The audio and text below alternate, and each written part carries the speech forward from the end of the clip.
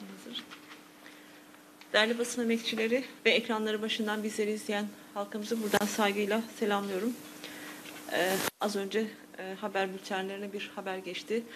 Türkiye'nin eski başbakanlarından Mesut Yılmaz tedavi gördüğü hastanede vefat etmiş.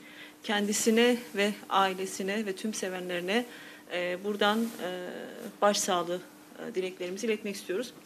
Bu sabah Diyarbakır'da tekrardan Kürt Kadın Hareketi ilkelerine, şekillenişine, Türkiye'deki kazandığı forma ilişkin partimizin görüşleri biliniyor. Biz esasen Cumhuriyet projesinin yarım kaldığını, tekçi zihniyetle akamete uğradığını, tehlikede olduğunu dile getirmeye başladı. Cumhuriyet rejimini, halk egemenliği savunanların nihayet demokrasi ihtiyacını hissetmiş olmaları geç de olsa önemli bir kazanım olarak görüyoruz. Sadece Cumhuriyet değil, toplumsal değerlerin tamamı tehdit altındadır ve bunun nedeni dayatılan antidemokratik tekçi yaklaşımlardır. Partimizin demokratik cumhuriyet tezi ve yaklaşımı halklarımızın karşı karşıya olduğu tehdit ve tehlikelere karşı tek çıkış yolu ve çözüm modelidir. Bu vesileyle bir kez daha Türkiye'nin geleceğini düşünen herkesi demokrasi mücadelesini yükseltmeye, Cumhuriyeti demokrasiyle buluşturma arayışlarına güç vermeye çağırıyoruz. Ayrıca biliyorsunuz 2 gün sonra tüm dünya 1 Kasım Dünya Kobani Günü vesilesiyle Dünya Kobani Günü'nü kutlayacak. 1 Kasım Dünya Kobani Günü vesilesiyle IŞİD vahşetine karşı verilen tarihsel önemi büyük mücadelede Kobani'den Minbiç'e, Serekaniye'den Haseke'ye, Rakka'dan Şedadiye'ye kadar büyük bir direniş ile Kürt, Arap, Türkmen, Süryani ve Ermeni halklarından hayatlarını feda eden on binlerce devrimciyi buradan saygıyla anıyorum. Tarihçiler Orta Doğu tarihini yazdıklarında Kobani öncesi ve Kobani sonrası diye ikiye ayıracaklardır. Saldığı korku ve vahşet ile Şengal'de Ezidilere soykırım yapan tarihin görmüş olduğu en vahşi ve tehlikeli çete örgütü IŞİD 15 Eylül 2014'te Kobani'yi kuşatma altına aldı. Birkaç saat içerisinde Musul gibi kentleri düşüren, oradan edindiği tanklarla bir orduyu donatacak kadar ağır silahla Kobani'ye yönelen IŞİD tarihin en büyük direnişlerine Kobani'de çarptı. Kobani ve Rojava halkı kendi topraklarını ve insanlığın değerlerini korumak için inançla, kararlılıkla, moral ve güçle direndi, IŞİD'e teslim olmadı. Kobani direnişi, IŞİD barbarlığın yenilgiye uğratıldığı tarihin adıdır. 133 gün süren destansı direnişle Kobani, ezilen, ötekileştirilen bu uğurda özgürlük mücadelesi veren halklara umut ışığı oldu, sembolleşti. 6. yılında destansı direnişin verildiği Kobani sadece Orta Doğu'nun değil, dünyanın demokrasi ve özgürlük mücadelesinin artık ortak değeri oldu. Kobani direnişi ve sonrasında gelişen devrim her şeyden önce bir kadın devrimidir. Kobani'de IŞİD'e karşı direnen ve onu yenilgiye uğratan paradigma kadın özgürlük paradigmasıdır. Kobani direnişine ruh veren temel öncü güç kadın mücadelesidir. Kadınların kararlı ve direngen duruşu IŞİD zihniyetini yerle bir etmiştir ve devrimin tohumlarını atmıştır. Bu devrim bugün dünya kadın hareketinde olduğu gibi Türkiye'de de toplumsal cinsiyet eşitliği ve özgürlüğü için mücadele eden tüm kadınlara, bizlere ilham vermeye devam ediyor. Rojava devrimi halklar ve inançlar devrimidir. Kuzey ve Doğu Suriye'de yaşayan Kürt, Arap, Süryani, Asuri, Keldani, Ezidi, Arabi, Türkmen, Ermeni ve Çeçen halkları etnisite, din, mezhep, düşünce ayrımı olmaksızın toplumsal, siyasal ve askeri örgütlenmenin içerisinde yer alıyor. Sistemin halklar ve inançlar arasında yaratmak istediği çelişkilere, çatışmalara ve boğazlaşmaya karşı ortak yaşam inşa edilmiştir ve birlikte yaşam modeli yaratılmıştır. Eğer düştü düşüyor diyenlerin arzu ettiği üzere Kobani düşmüş olsaydı bugün IŞİD, Irak'ın ve Suriye'nin neredeyse tamamında saltanatını sürüyor olacaktı. O karanlık zihniyet ve ideoloji aynı zamanda Orta Doğu başta olmak üzere bütün dünyayı daha da yaşanamaz hale getirecekti. Nihayetinde bu zihniyetle mücadele edilmediğinde nasıl bir tehdit ve tehlikenin yaşanacağına ilişkin son zamanlarda çok acı gelişmeler ortaya çıkmaya başladı. Dolayısıyla IŞİD zihniyetinin halen tamamıyla ortadan kalkmadığının farkındayız. hala insanlığı tehdit eden vahşet yöntemleriyle özgürlük isteyen herkese saldıran konumunu maalesef sürdürmektedir. Fransa'da yaşanan vahşi cinayet IŞİD zihniyetini görmezden gelmenin felaket olduğunu tekrardan gösterdi. IŞİD zihniyeti aynı zamanda inançların ve halkların bir arada yaşama iklimini zehirlemekte, en büyük zararı Müslümanlara vermektedir. Bu karanlık zihniyetin Avrupa'nın merkezinde kafa kesiyor olması bu tehdidin büyüklüğüne işaret etmektedir. Bu katliamlar Kobani direnişinin ve mücadelesinin ne kadar tarihi, insani ve gerekli olduğunu tekrar ortaya koymuştur.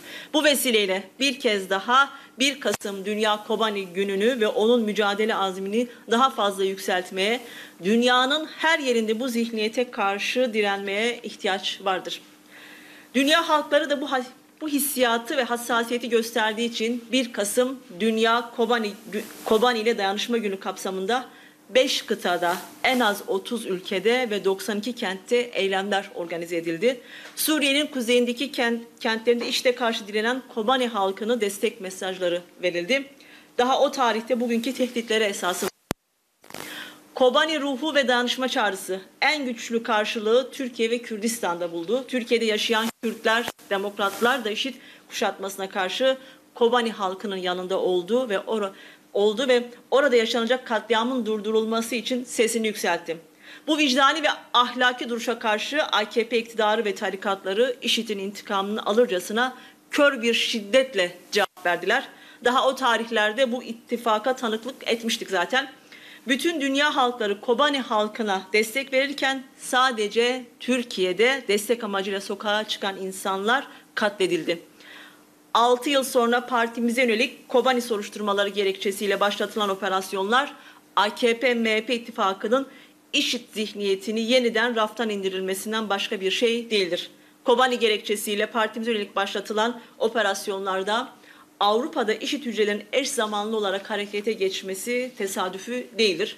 Bu vesileyle bir kez daha Dünya Kobani ile Dayanışma Günü'nü bütün dünya halklarına kutluyoruz. Bu direniş iradesi er ya da geç daha özgür, ortak, eşit bir dünya yaratacağımızın yolunu göstermiştir ve bu umudu büyüterek yolumuza devam edeceğiz. Değerli basın emekçileri, geçtiğimiz yıl 9 Ekim tarihinde Barış Pınarı Harekatı adı altında Rojava'ya karşı savaş başlatılmış ve Rojava'ya bağlı Serekaniye işgal edilmişti.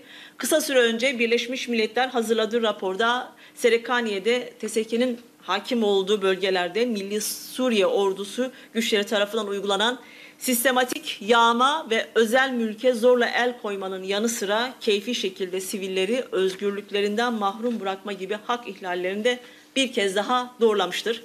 Aynı raporda kentte başta Kürtler olmak üzere sivillere yönelik tehdit, baskı, işkence uygulandığı belirtilmiş, kent sakinlerinin bu uygulamalar nedeniyle göç etmek zorunda kaldıklarını, gözaltına alınan ve tutuklananların Türk yetkilileri tarafından sorgulandığı ve işkenceye maruz kaldığı bilgisine yer vermiştir.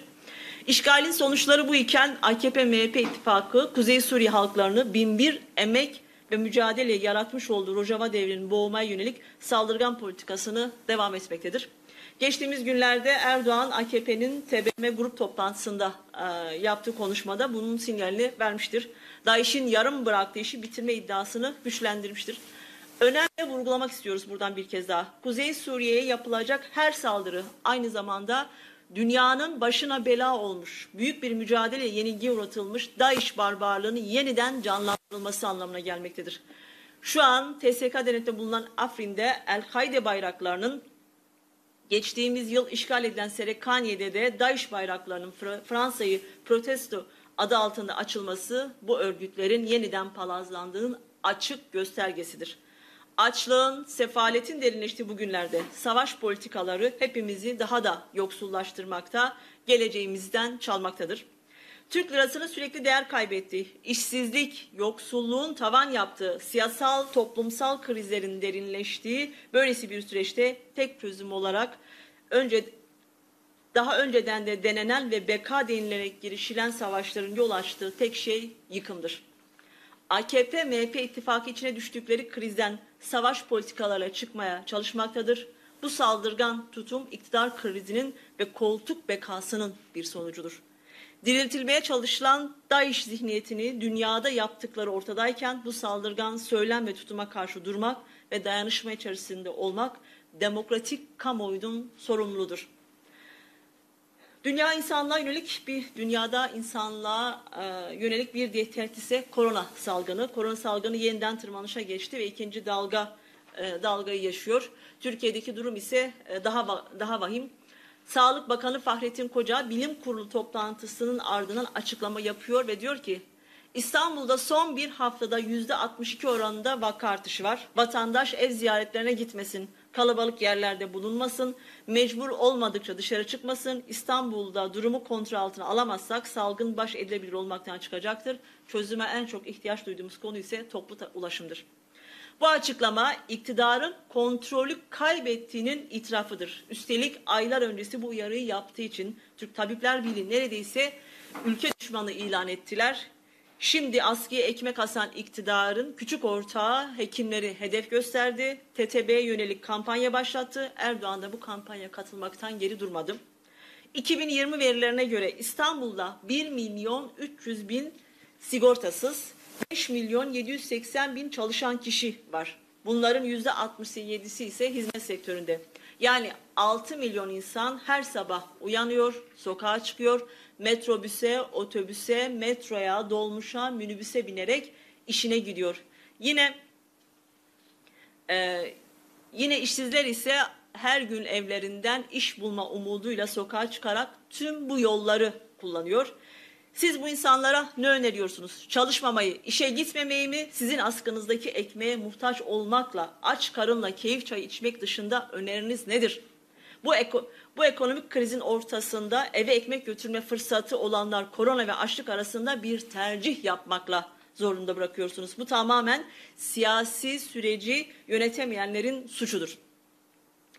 Bu toplumda her defasında virüsün yayılmasını vatandaşın dikkatsizliğine bağlamaya çalışmanızdan bıktı vatandaş. Salgınla mücadele gibi bir derdiniz olsaydı TTB'nin uyarılarına kulak verirdiniz, sendikaları bu süreçlere dahil ederdiniz.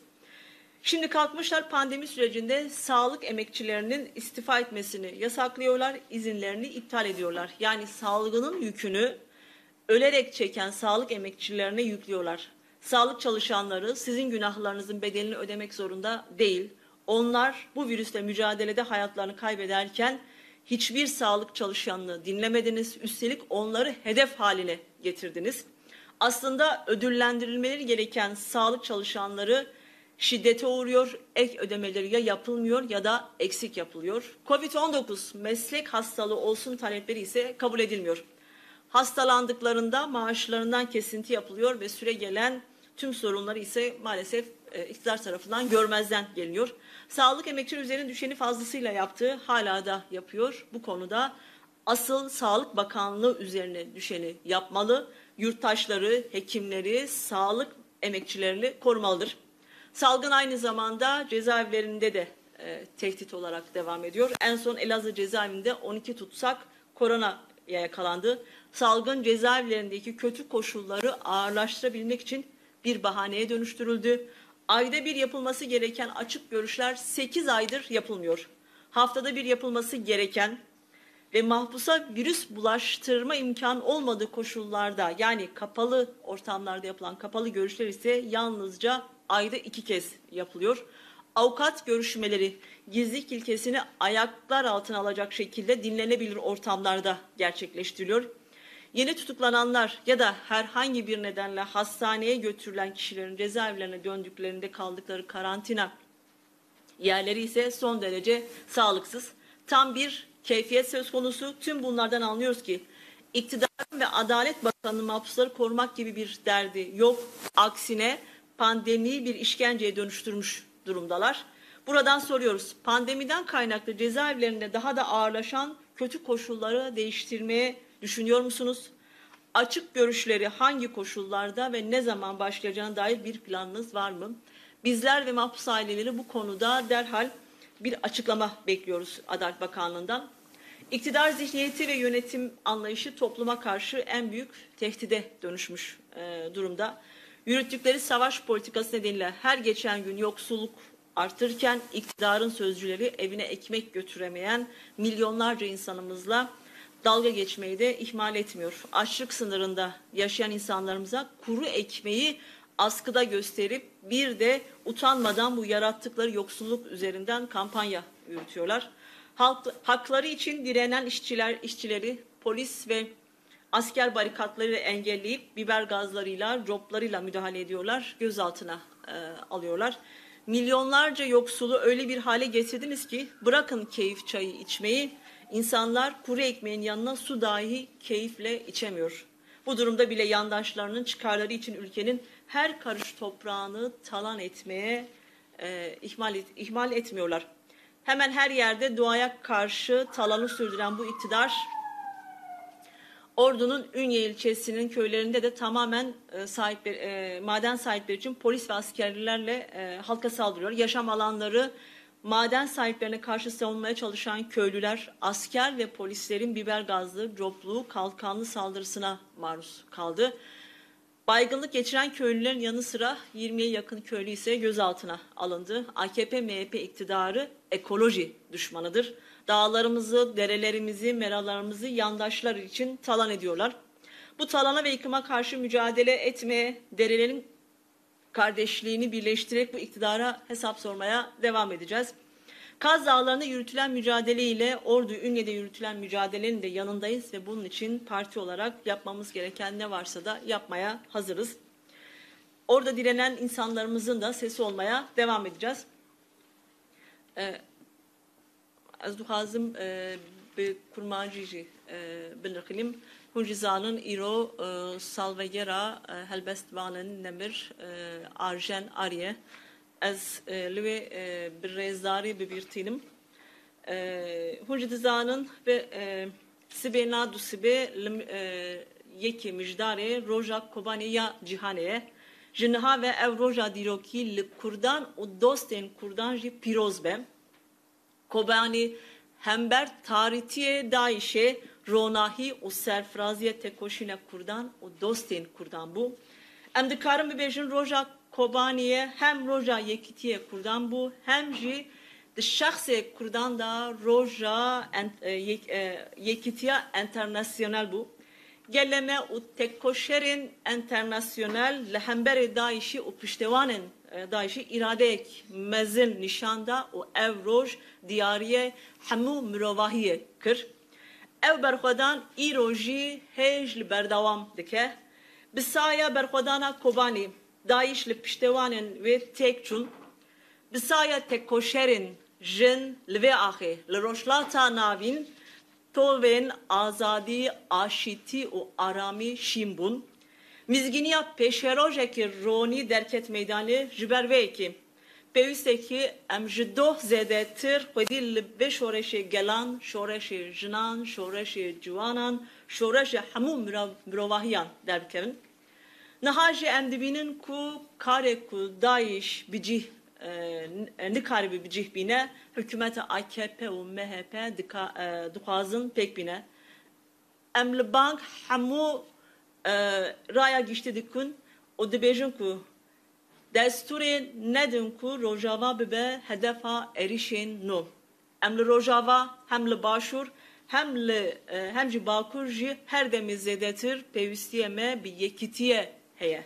Yekitiye kurdan ne bittene jibo kurdan, jibo roşlata navinci peviste.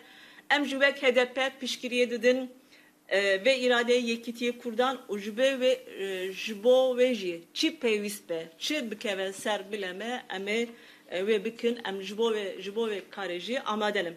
Bi baweriye me heneku kurd le her deri dikarın bi yekitiyen ha re liber erişan bigrin behevgirtina dikarın ku deskeftiyen ha biparezin. Yekitiya kurdan hevgirtina kurdan diyalog edin lava kurdan da bersiveki mezine jibo erişin rejimin faşist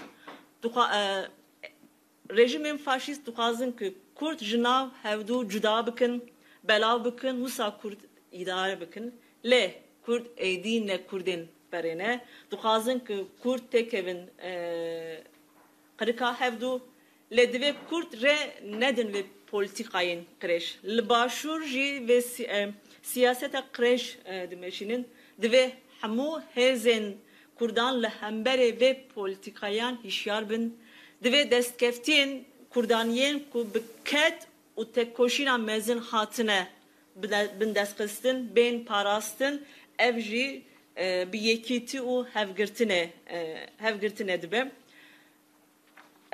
Ez dixwazim wana bêjim ger pirs tune bi